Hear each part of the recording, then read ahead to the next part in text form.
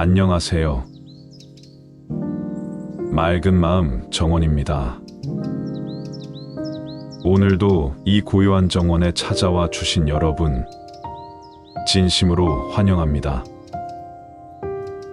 삶이 복잡하고 마음이 시끄러울 때 잠시 멈추어 설 수 있는 이 정원에서 우리는 함께 마음의 숨을 고르려 합니다.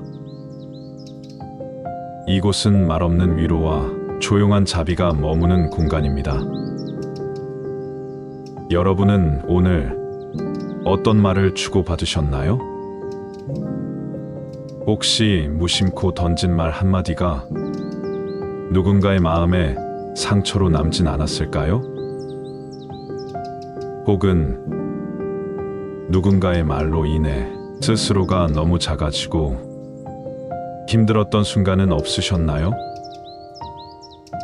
오늘 저희 맑은 마음 정원에서는 말로 짓는 구업에 대한 이야기를 나누려 합니다.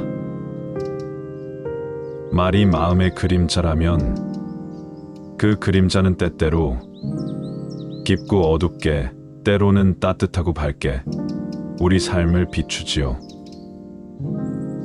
부처님의 지혜 속에서 말이 짓는 업의 무게를 함께 들여다보고 그 무게를 내려놓을 수 있는 길을 함께 걸어보려 합니다. 조용히 숨을 고르고 당신의 마음에도 따뜻한 등불 하나 밝혀지길 바라며 지금 스님과 제자의 이야기를 천천히 들려드립니다. 늦봄의 햇살이 부드럽게 대웅전 처마 끝을 스치고 있었다. 정원 한쪽에서 연등을 손질하던 제자가 조심스럽게 스님 곁에 다가와 무릎을 꿇었다. 망설이다가 그가 입을 열었다. 스님, 요즘 저는 제가 뱉은 말로 후회를 많이 하게 됩니다.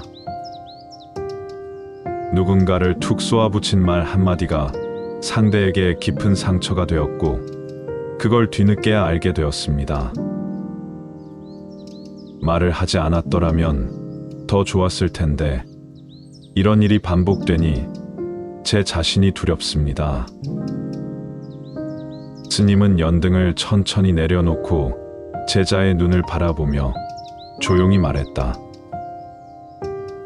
그래, 말은 마음의 그림자라 하지. 그대의 말이 날카로웠다면 마음이 먼저 닫혀 있었던 게지. 그 마음을 먼저 들여다보아야 한다네. 제자는 고개를 끄덕이며 스님의 손에 기대든 몸을 기울였다. 스님은 손을 모으고 말했다. 그대에게 이야기를 하나 들려주마. 먼 옛날 한 마을에 두 사람이 살고 있었지. 한 사람은 늘 사람들을 헐뜯고 비난하며 거친 말로 사람들을 몰아붙였어. 반면 다른 한 사람은 늘 부드럽고 따뜻한 말로 주변 사람들을 보듬었지. 어느 날 비난을 일삼던 사람이 병에 걸려 삶을 마감할 무렵이 되었을 때였어. 모두가 그를 멀리할 때 조용히 문을 두드린 이는 바로 그 자비로운 사람이었지. 그가 병상에 앉아 고개를 들자 뜻밖의 얼굴이 보여 깜짝 놀랐어. 왜 나 같은 사람을 보러 왔는가? 병자는 물었지. 그러자 그 사람은 조용히 말했다네. 당신의 말은 독을 품었지만 나는 자비를 품고 있습니다. 독은 독으로 치유할 수 없듯이 원망은 자비로만 멈출 수 있습니다. 스님은 제자의 어깨에 손을 올리며 이어 말했다.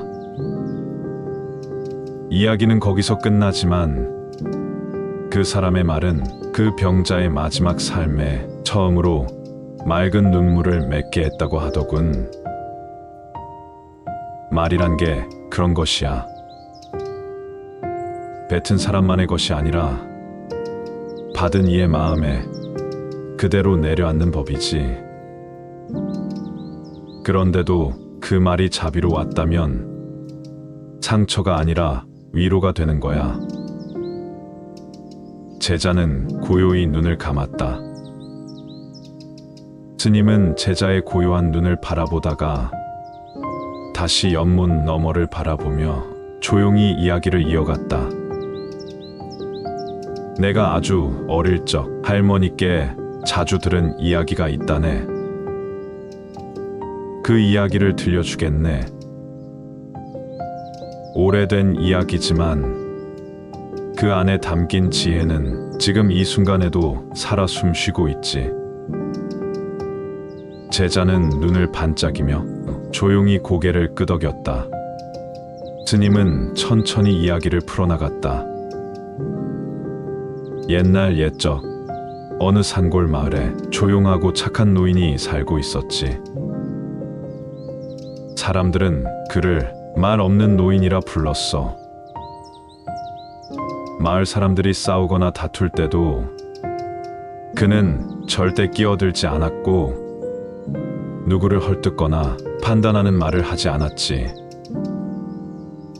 어느 해 마을에 큰 가뭄이 들어 논밭이 모두 말라버리고 사람들 사이에도 점점 불신이 깊어졌어.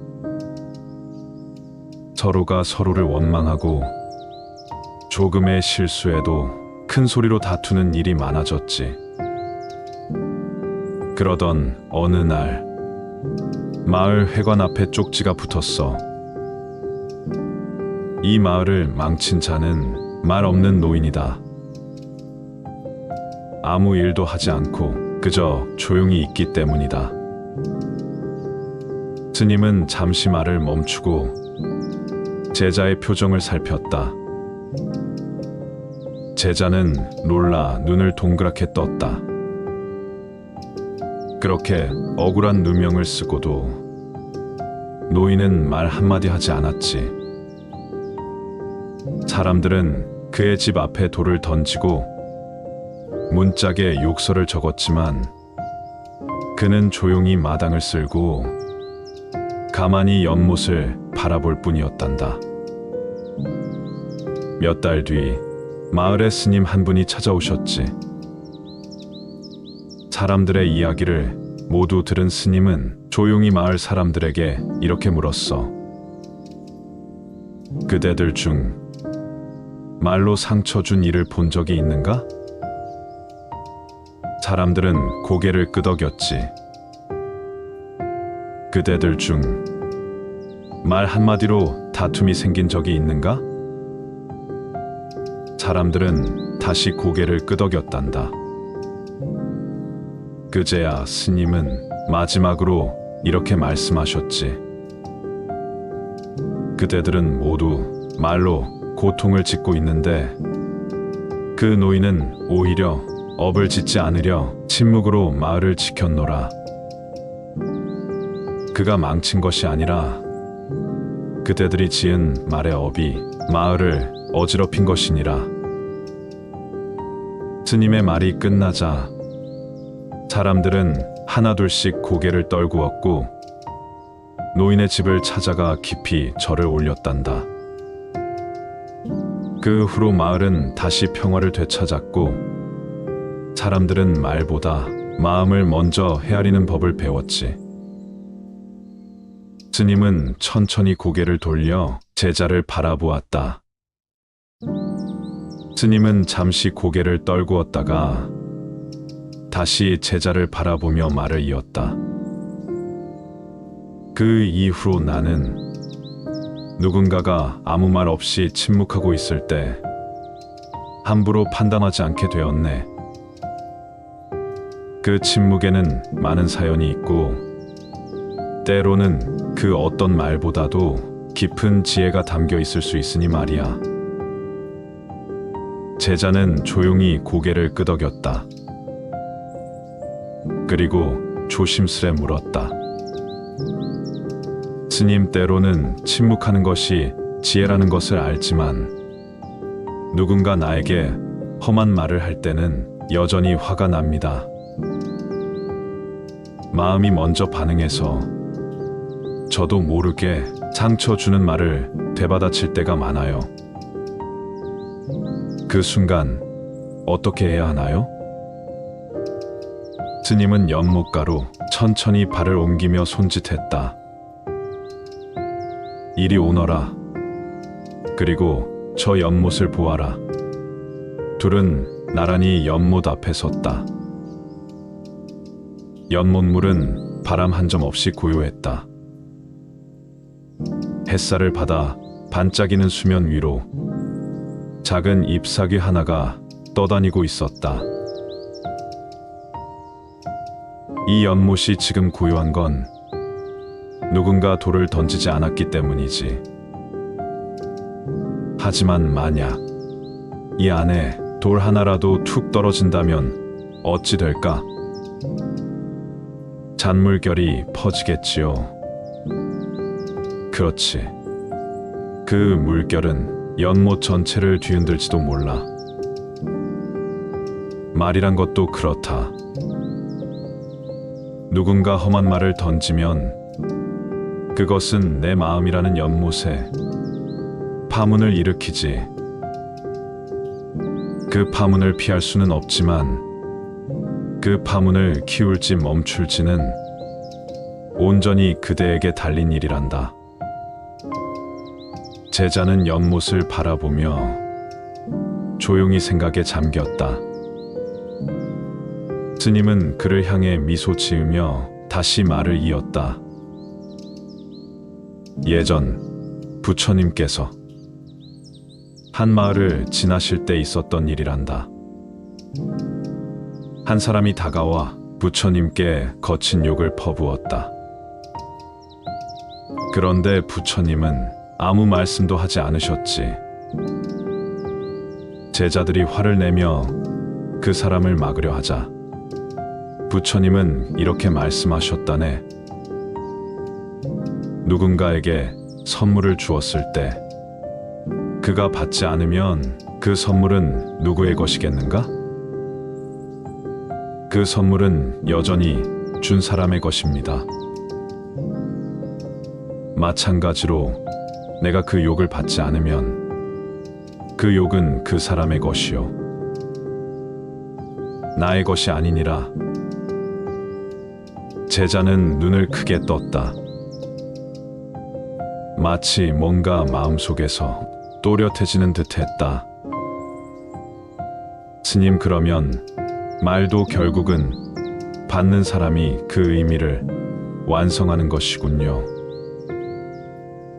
내가 받지 않으면 그것은 나의 업이 되지 않겠네요. 스님은 빙긋이 웃었다. 그렇다네.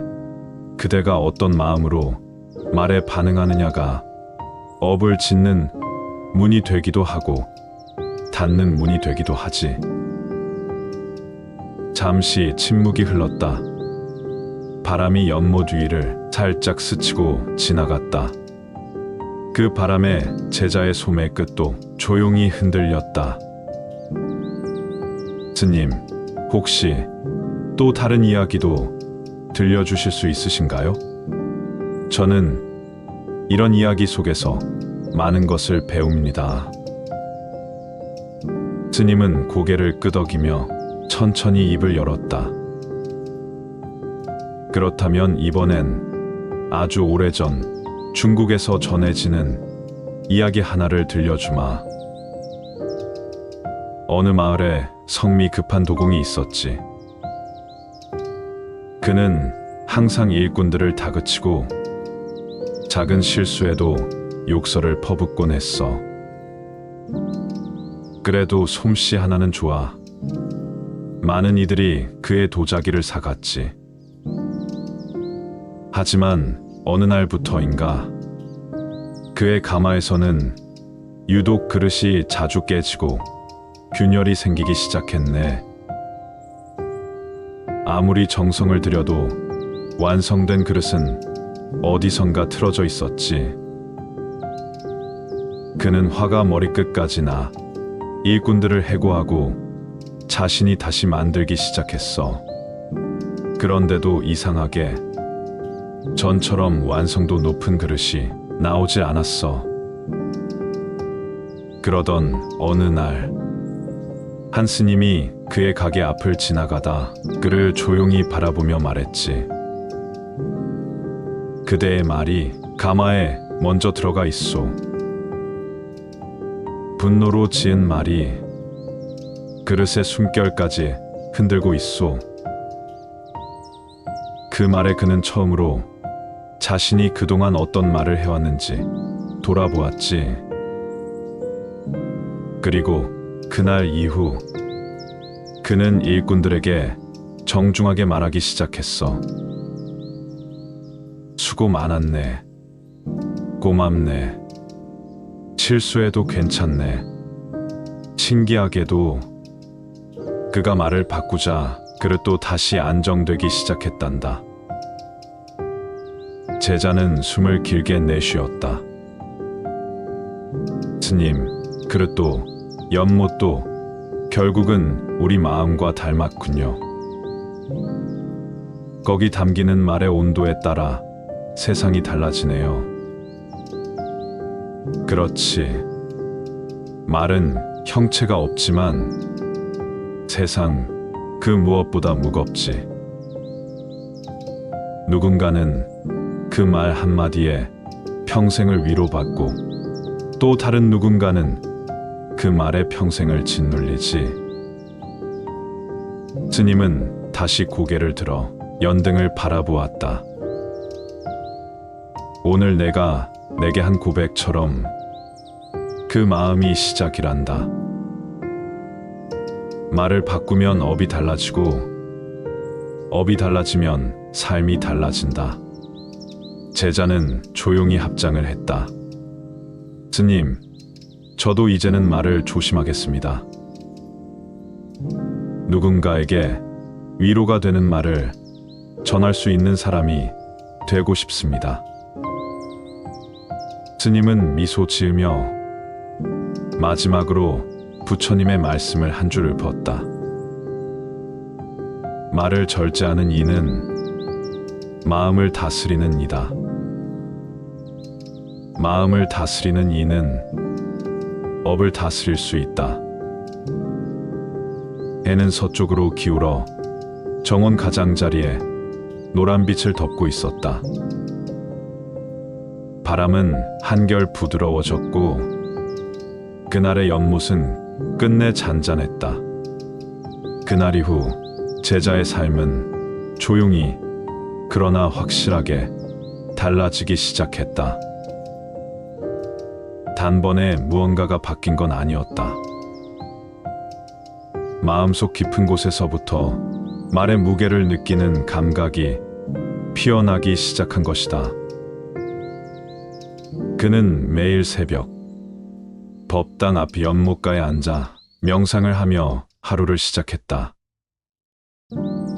바람이 스치는 소리, 잎새가 흔들리는 움직임, 새들의 조용한 지저김에 귀 기울이는 시간이 길어질수록 그의 마음도 한결 잔잔해졌다.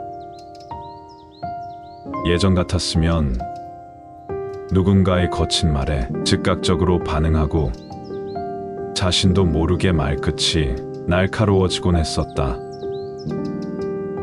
하지만 이제 그는 누군가의 말 앞에서 먼저 마음을 바라보는 법을 배웠다. 지금 내 마음은 어디에 머물고 있는가?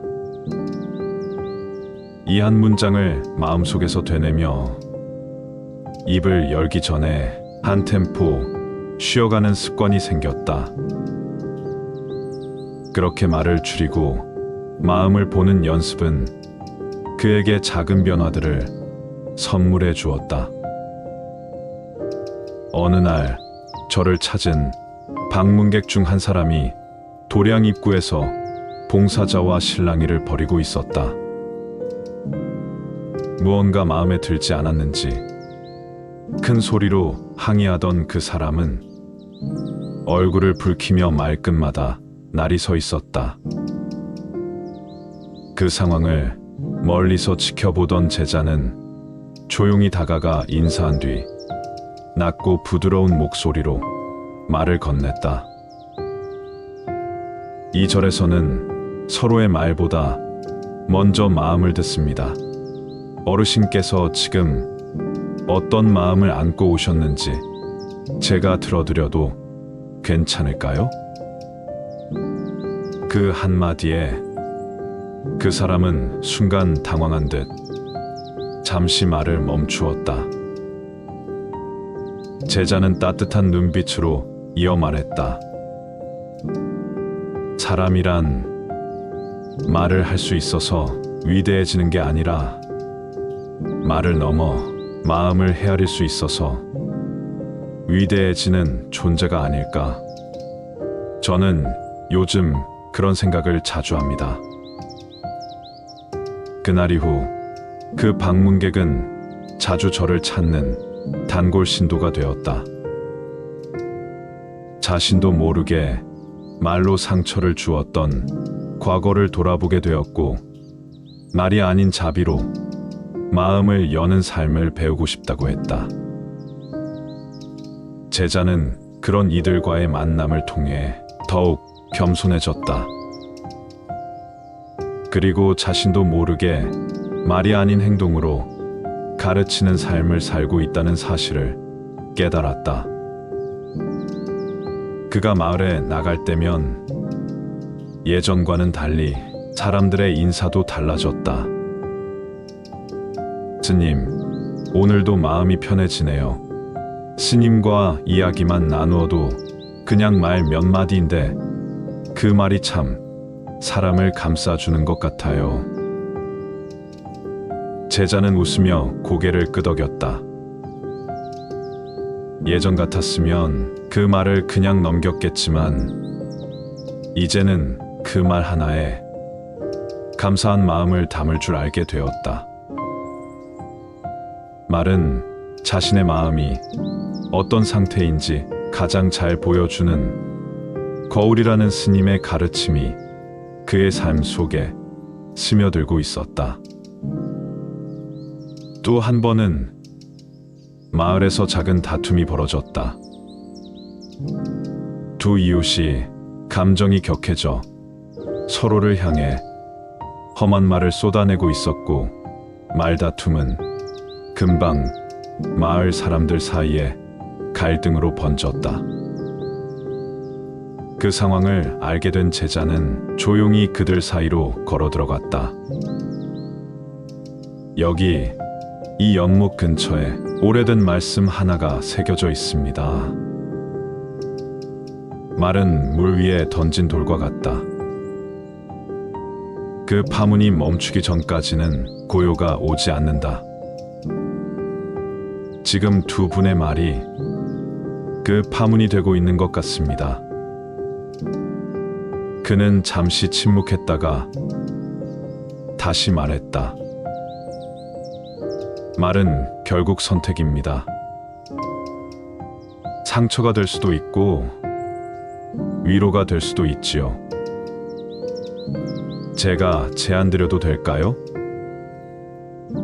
두 분이 서로에게 처음 인사했던 기억을 떠올리며 다시 한번 눈을 마주치고 말해보시는 건 어떨까요? 그 말에 두 사람은 어색하게 웃었고 잠시 침묵한 후 서로에게 말했다. 이런 일로 얼굴 붉혀서 미안하오. 나도 내 말이 좀 심했네. 같이 일하는 사이인데 화 풀고 지냅시다. 작은 미소가 피어났고 마을 사람들도 고개를 끄덕였다. 제자는 이제 누군가의 말과 말 사이에서 조용히 마음을 이어주는 연결의 다리가 되어가고 있었다. 그의 변화는 단지 언어의 변화만이 아니었다.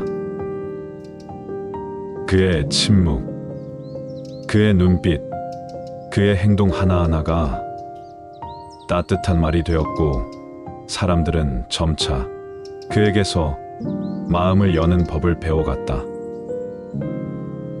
어느 날 스님이 제자에게 물었다. 요즘 말이 줄었구나. 무슨 이유라도 있느냐? 제자는 웃으며 말했다. 스님, 예전엔 말을 많이 해야 하는 줄 알았습니다. 하지만 이제는 말보다 마음을 나누는 것이 더 크다는 걸 알게 되었습니다. 말은 줄었지만 마음은 더 풍요로워졌습니다. 스님은 고개를 끄덕이며 미소 지었다. 그렇지, 말은 마음의 그림자. 그대의 말이 고요해졌다는 건 그대의 마음이 더 맑아졌다는 증거이니라. 그날 이후 제자는 더 많은 이들의 이야기를 조용히 들어주었다. 때로는 말없이 차 한 잔을 건네고 때로는 짧은 눈맞춤으로 위로를 전했다. 그가 건넨 말들은 짧았지만 사람들의 마음을 깊이 울렸다. 그는 이제 말의 도구가 아닌 말을 넘어선 자비의 수행자가 되어 있었다. 그리고 마침내 스님은 제자에게 조용히 말했다.